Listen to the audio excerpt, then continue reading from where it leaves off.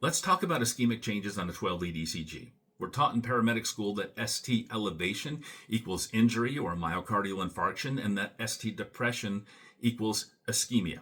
And the way we often interpret that is you'll see ST elevation in leads 2, 3, and AVF, and you'll call that inferior injury. But then you see ST depression in leads 2, 3, and AVF, and you might call that inferior ischemia, but that's not how that works.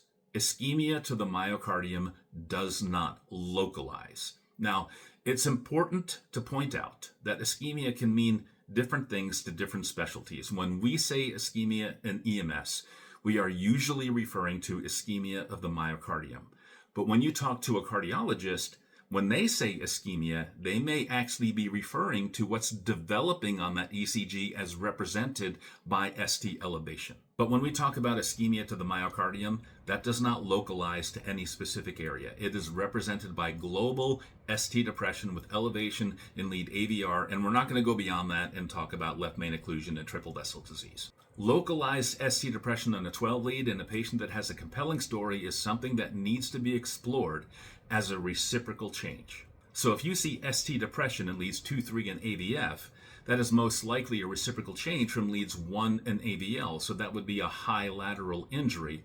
But high lateral injury is often electrocardiographically silent, so the only thing that you see is ST depression in leads 2, 3, and AVF.